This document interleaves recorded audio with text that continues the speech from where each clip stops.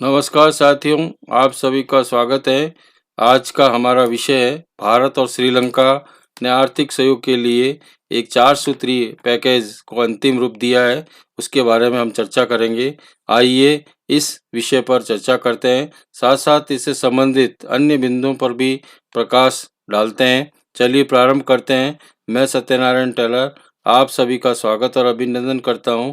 इस video tutorial पर भारत और श्रीलंका के आर्थिक पैकेज के बारे में चर्चा करते हैं, जो नई दिल्ली कोलंबो ने 4 सूत्रीय पैकेज तैयार किया है, जिसमें खाद्य और दवाओं को आयात करने और लाइन ऑफ क्रेडिट तथा आर्थिक संबंधों को गहरा करने के मुद्रा स्वेप व्यवस्था भी शामिल है। इसके बारे में चर्चा करते हैं।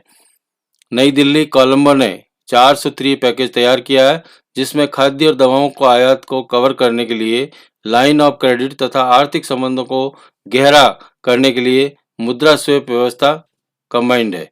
भारत और श्रीलंका ने आर्थिक सहयोग को गहरा करने के लिए आर्थिक समस्याओं से निपटने के लिए मदद करने हेतु खाद्य दवाओं का आयात और मुद्रा विनिमय की व्यवस्था को कवर देने के लिए लाइन ऑफ क्रेडिट सहित एक 4 सूत्रीय पैकेज तैयार किया। इस पैकेज में 2 बैठकों के दौरान अंतिम रूप दिया गया था, जो कि श्रीलंका के वित्त मंत्री बेसिल राजपक्षे ने अपनी भारतीय समकक्ष निर्मला सीतारमण और विदेश मंत्री जयशंकर प्रसाद के साथ बुधवार और बृहस्पतिवार को की गई थी। जुलाई माह में पदभार संभालने के बाद राजपक्षे की ये पहली विदेश यात्रा थी। बृहस्पतिवार को राजपक्षे भारत की यात्रा के समापन पर श्रीलंका के उच्चायुक्त द्वारा जारी किए एक बयान के अनुसार इन दोनों पक्षों ने लघु और मध्यम अवधि के सहयोग के लिए 4 प्रमुख आधारों पर चर्चा आयोजित की गई। भारत और श्रीलंका ने आर्थिक सहयोग के लिए 4 सूत्रीय पैकेज की प्रमुख विशेषता है।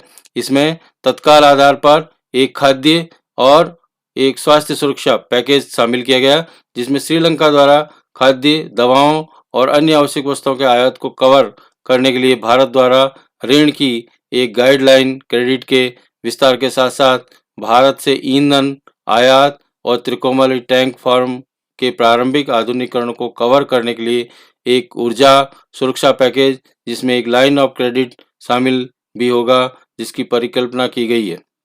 बयान में यह भी कहा गया है कि उक्त पैकेज में श्रीलंका को भुगतान संतुलन के मौजूदा मुद्दों पर हल करने में मदद करने के लिए श्रीलंका में विभिन्न क्षेत्रों में भारतीय निवेश की सुविधा प्रदान करने और रोजगार के विस्तार में योगदान करने के लिए मुद्रा स्वेप की एक पेशकश शामिल की गई।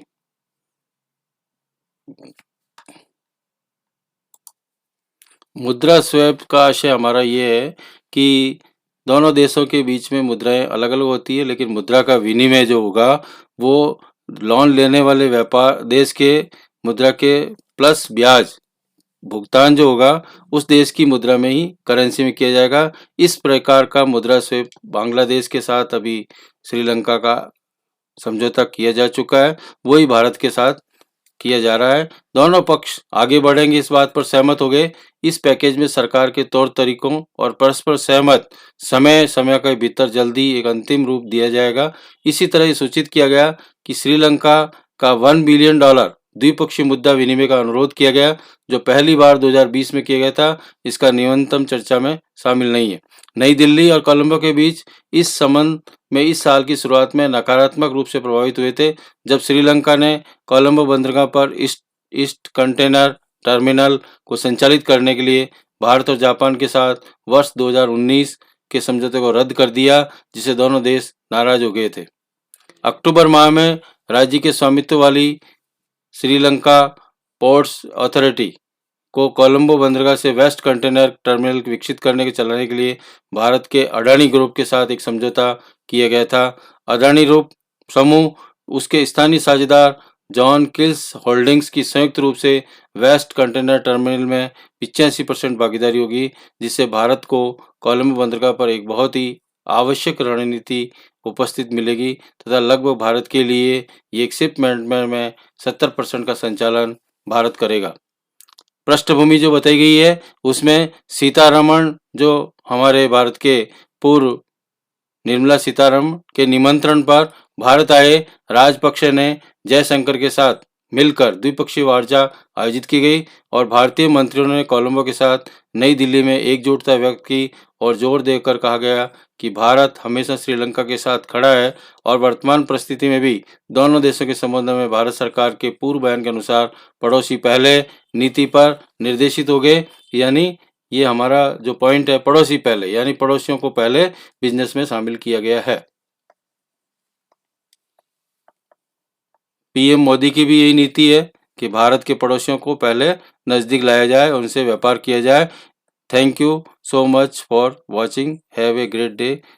जय हिंद, जय भारत।